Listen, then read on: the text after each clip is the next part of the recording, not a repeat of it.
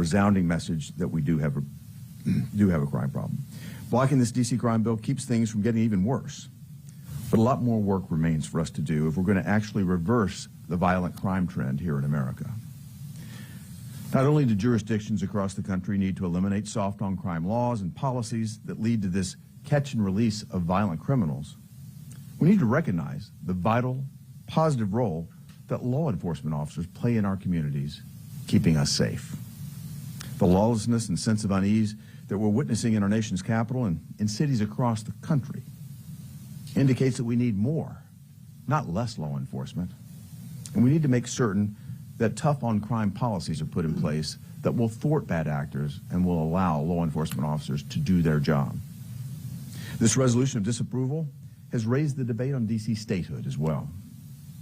I'm grateful that President Biden and so many of my Senate colleagues on the other side of the aisle have now recognized that under the Constitution, Congress plays an important and unique role in the governance of the District of Columbia. And thankfully, the Constitution provides this role. Today's vote demonstrates overwhelming agreement that the D.C. crime bill is a bad idea. It seems to me that D.C. is trying to compete with other liberal-led cities to see just how woke they can be. So just imagine if Congress didn't have this authority and the D.C. Council was left to its own devices, and this dangerous bill would have become law. And while the D.C. Council pats itself on the back for its wokeness, the citizens and visitors to D.C. would suffer even more. This would have been a disastrous issue. It would have had disastrous repercussions for both the safety of D.C. residents as well as so many of our constituents from across the nation, including Tennesseans, that come to visit the nation's capital every day. This week, even the D.C. Council seemed to realize that it shouldn't be left to its own devices when it tried to unsend its own bill. I'm just glad Congress has the constitutional authority to step up and govern in a serious manner. So I want to thank all of my colleagues for their support tonight, and I want to thank President Biden for indicating that he'll sign this common sense legislation. And I'll also say this: I'm looking forward to being invited to this signing ceremony when it happens. Thank you. Senator Ricketts. Thank you, Senator Hagerty. D.C.'s very existence is in our founding documents. It is a constitutionally mandated seat of the United States government, which means that it belongs to the entire country. People who live and work here. But citizens from all across the country come here to visit, to learn about American history. We have tens of thousands of students. I met with a number of them today who are here visiting our great capital. We have people who come here to interact with their elected officials. The D.C. City Council's actions to reduce the penalties for violent crime, like murder, carjackings, robberies, burglaries, home invasion, was going to make D.C. less safe. And that's why the Congress had the obligation to act. We must ensure that our law enforcement officers know they're supported and back to blue. Victims of crime need to know that they are going to see justice. And our role, as Senator Hagerty said, is to keep people safe.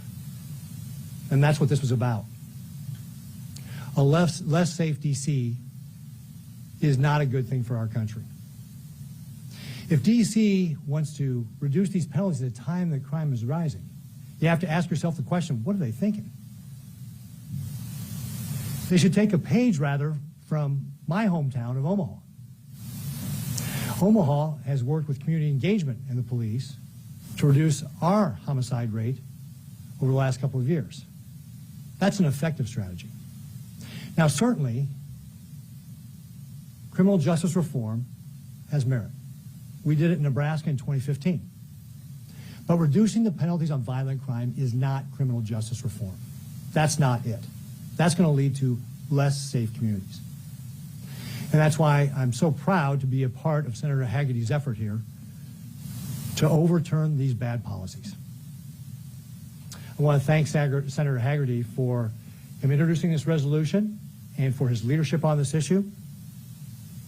It's demonstrated that the House colleagues and Senate Republicans are serious about public safety, and this is something that is going to help our community be a better going forward. As Senator Hagerty mentioned, Americans from all over, not only just Tennesseans, but Nebraskans come here.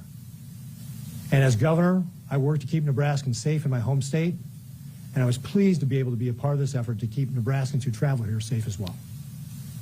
Thank you all very much again for being here this evening. I appreciate it. With that, I'm going to turn it back over to Senator Hagerty. Thank you. Thank you, Senator Ricketts. If there are any questions, we'd be happy to take them. Yes. Since you all were successful with this effort, do you or your Republican colleagues have additional CRA measures that you're going to hope to bring this Congress? I'm certain that there will be further CRA measures because there are a number of situations where this administration has overstepped its bounds. That's not tied to this, but it certainly doesn't mean that we're not going to continue to look for situations where our duty suggests we need to fulfill it via using the CRA process.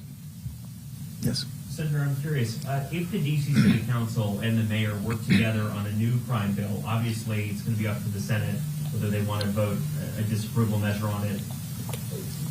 Would you be open to D.C. reforming its crime code, its crime provisions, if they work within something that would work with you? I mean, basically, the city has argued repeatedly that the current crime code is a century old. They want to update it. Obviously, you didn't agree with the way in which they updated it, but are you open to the city working to pass an updated crime code, or are you going to try and... No, I'm certainly open to that, but it needs to move in the right direction. This bill moved in the wrong direction. We're in the midst of a crime wave right now. Carjackings have tripled over the past 3 years, and they want to lower the penalties for carjackings. It's sending the absolute wrong message. So by rejecting this, we give the D.C. Council the opportunity to do just as you say.